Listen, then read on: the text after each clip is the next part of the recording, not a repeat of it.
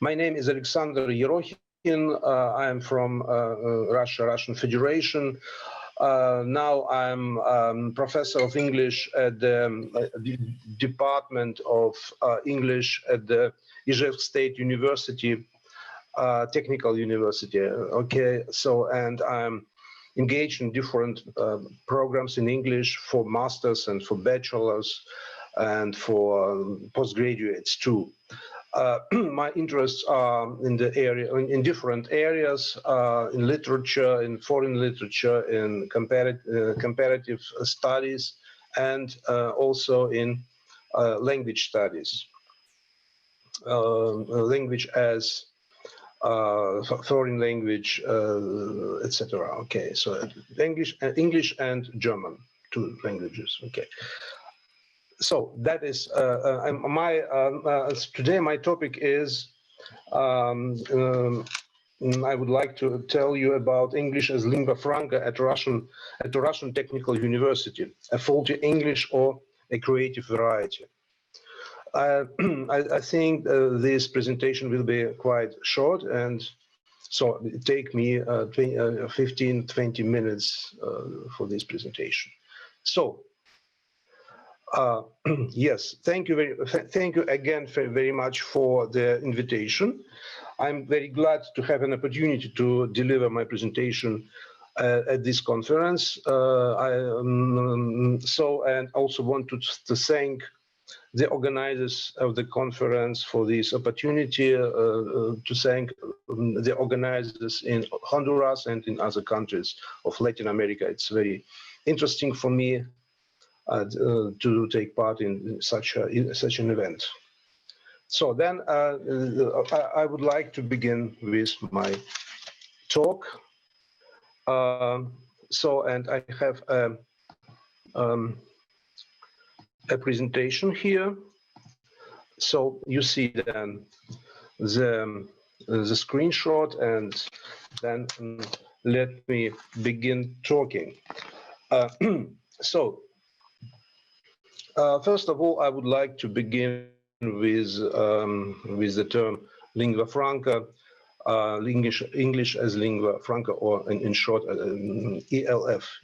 I'm sure you know about this term, and I think you are all familiar to this, the history of this term. It was introduced recently by some scholars. First of all, it is American scholar Braj Kachru who introduced this idea of three circles of word Englishes. This concept has been developed by Kachru.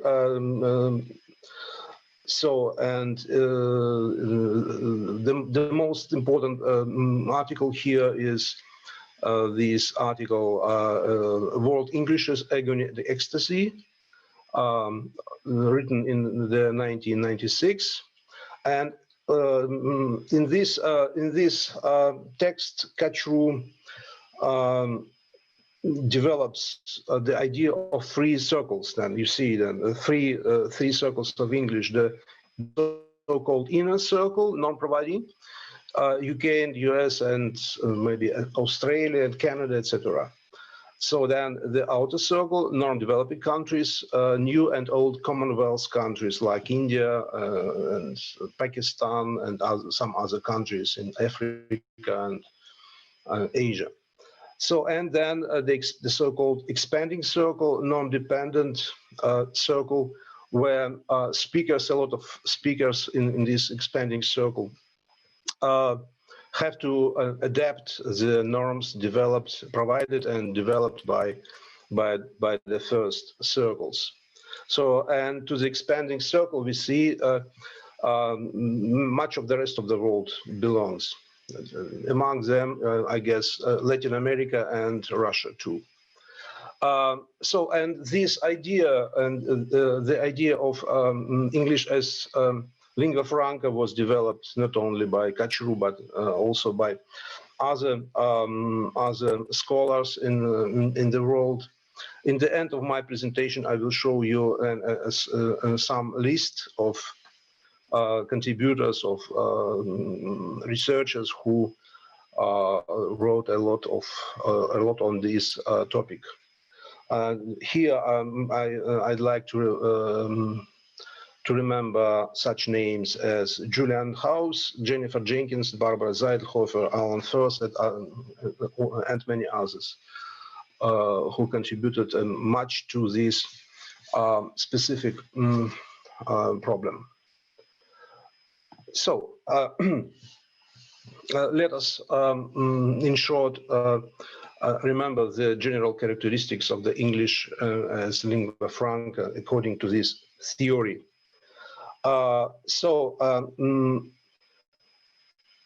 You know that there are main characteristics of ELF, and they are given here.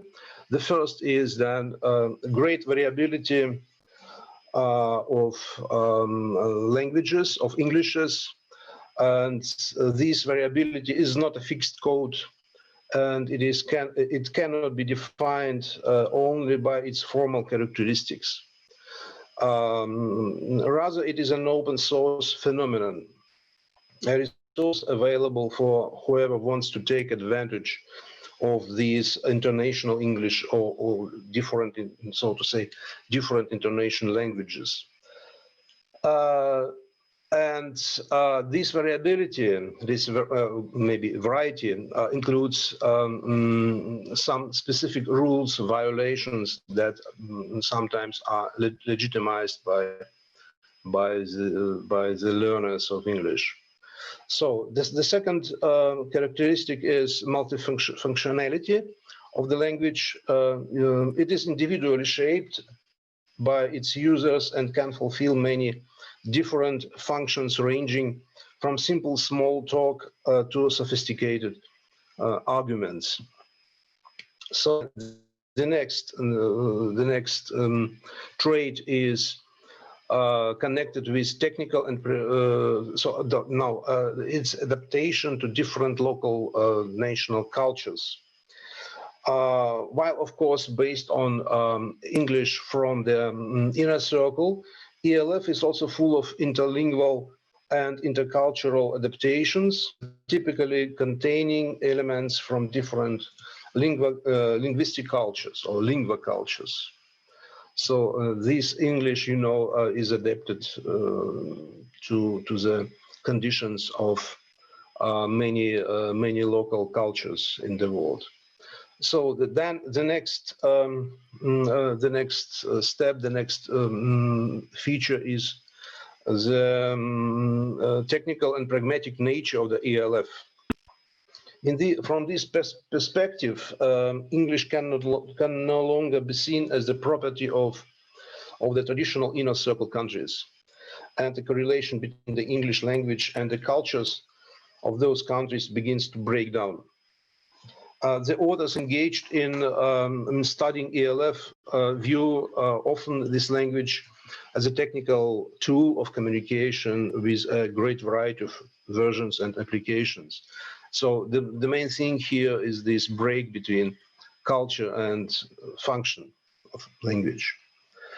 So, of course, you know, the list of these characteristics is not closed here, of course, and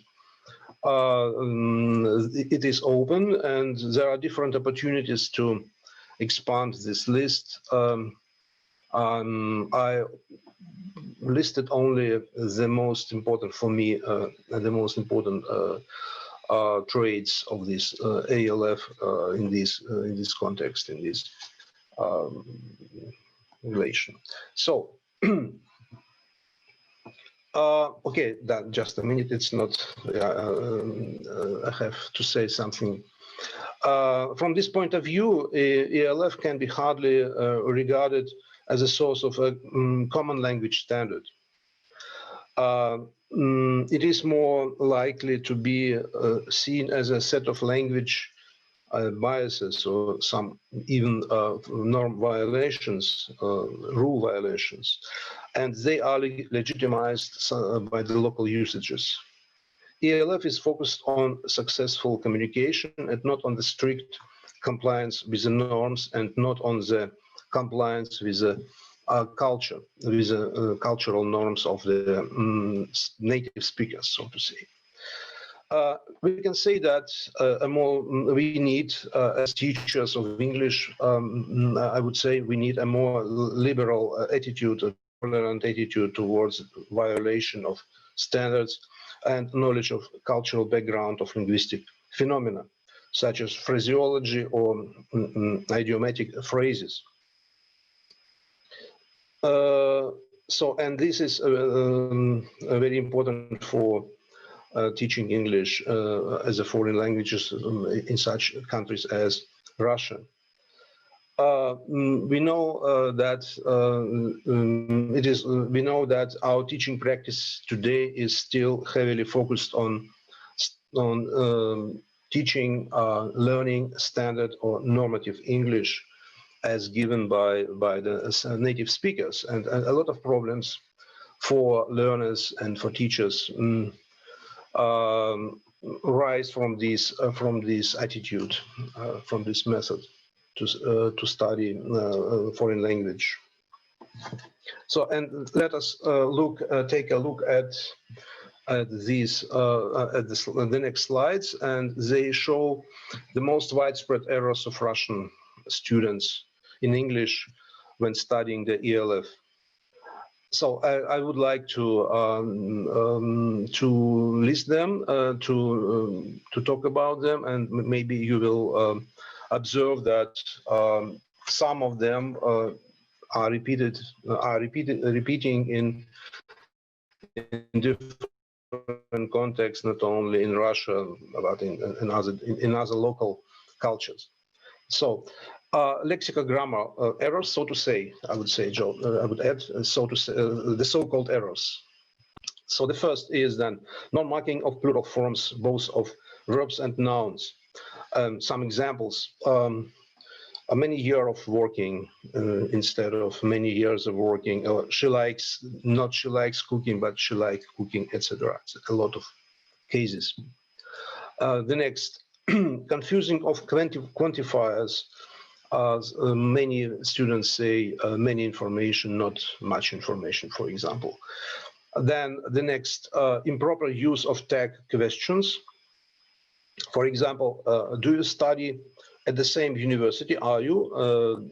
One of the possible examples, and then you can imagine a lot of other examples in this sense. The next, number 4, improper use of auxiliary verbs, especially in negative sentences and questions. So, for example, here, you understand this? The word order is changed and intonation is used instead of word order for asking a question. So, or another case, I not have neighbors, that instead of I do not have any neighbor, or do not have neighbors. Okay. Then the next, confusing of relative pronouns who, that, which. I have, for example, I have a sister which comes to school instead of who comes to school. Then overusing certain verbs of high semantic generality, like or such as do, have, make, put, take, give. For example, take regulations instead of adopt or accept regulations. The next, number 7, using to with modal verbs. Should I to translate it, for example, and of course an evident error. So then confusion of tell, speak, say, a very specific question in Russian maybe. He said me, she told that, etc. Then using noun, then and it, he, she, they, is, are with adjective. For example, my friend, he is so nice. The first, the noun and the pronoun are repeated without any need here. My friend, he is nice. It's also a specific error of Russian speakers, of Russian learners of English. So you know that most examples are taken from grammar cases and from different lexical phenomena. So of course we have problems with pronunciation. For example, many Russian students tend to stress the end of words in English. For example, suffixes.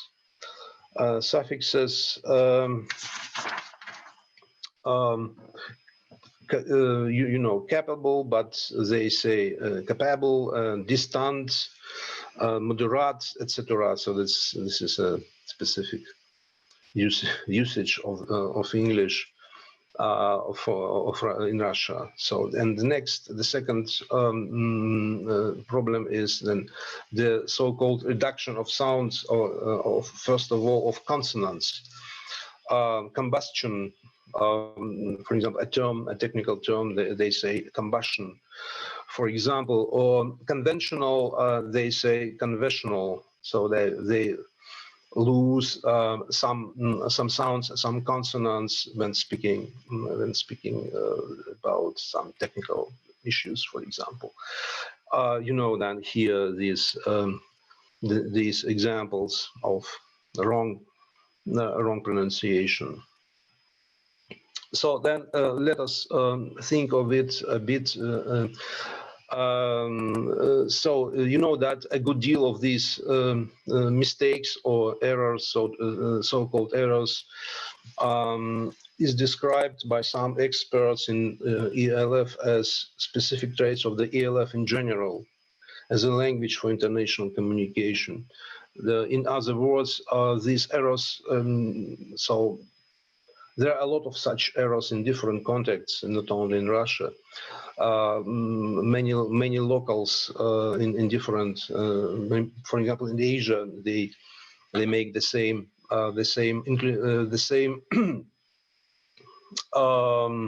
amendments, the same errors in English as Russians do. Russians do. So you know that this list of errors, of typical errors, is incomplete, and I didn't mention the well-known examples such as articles or system of tenses. You know that it's a special situation, special problem that I will not speak about this. So you see, I have to say it, and to say that these mistakes are described not as mistakes, but as specific traits of the ELF as a language of international communication.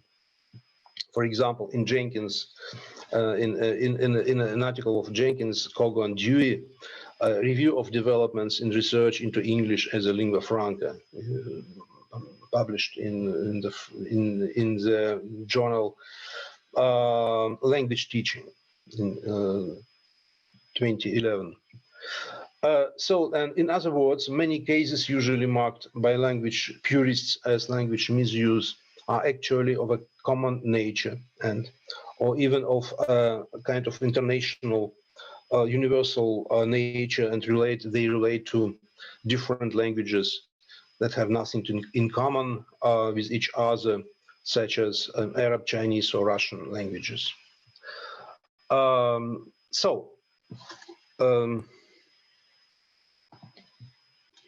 Okay, in this sense, I think that a new approach might be considered for this phenomenon for teachers of English.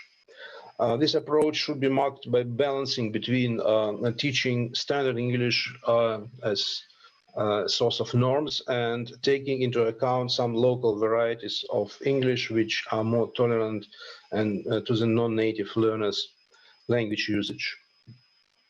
And in this regard, it would be helpful to conduct comparative research, for example, comparative research on local varieties of the ELF, for example, of English in Latin America and Russia, in order to separate errors critical for mutual understanding and errors from errors that do not significantly harm communication. So then there are different types of errors, critical and so then errors that can be tolerated for communication. So then it would be also interesting to study the impact of English as lingua franca on such historically pluricentric languages as Russian or Spanish. You know that pluricentric, this term belongs to the languages that have more than one nation and interact with different nations and that are used in different contexts, national contexts, you know. So one of the suggestions for possible consideration then is also that many mistakes and misuses are caused by the simple fact that English, as the norm-providing language of the inner circle, is strongly influenced by Roman languages, such as Latin or French. You know that both Latin and French languages had also the status of lingua francas, or at least pluricentric languages.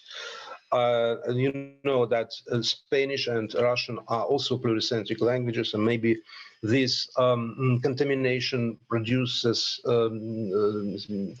extra problems for learners of English in these countries. And you know that the expanding circle, the most speakers of the expanding circle are not familiar with these European languages. I mean, Spanish and French, maybe other languages like German. These languages could be served as a kind of intermediary languages. For example, in my situation, I would even propose the idea of introducing some Latin grammar, some studying of grammar for the learners of English in our country, because it is significant to understand the rules of grammar and the rules of English language in general. I mean, this connection between Latin and English.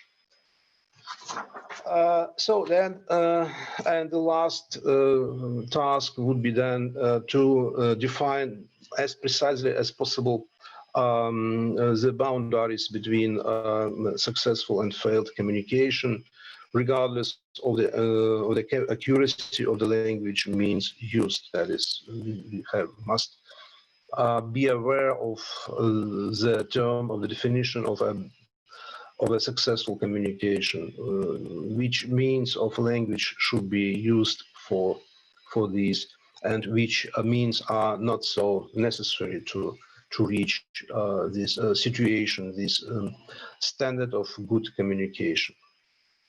So that as I said, it will be a presentation short enough, and I wanted to just to stress some problems for language teaching in our country, and maybe give some perspectives for I would say mutual collaboration and for some comparative perspectives in this area, in this research area. So, and in the end, I have some a short list of works devoted or dedicated to studying English as lingua franca. I think you know these authors. Maybe you will be able to add your own authors, your own researchers. So then I focused on the work of Braj, Kachru, World Englishes, and also I used texts of House, Crystal, so Jenkins, and so Baker and Dewey. That's the list of literature for the first look. So then I would say that's all for today. So let us finish my. I will finish my presentation. Thank you very much again for this possibility, for this opportunity to to take part in the conference. So. Okay, and personally, maybe I would be very thankful to David Raudales, who was helpful in technical issues, and for Gloria Ulo, who also invited me and other participants to this interesting event. I would say international event. For English teachers throughout the world.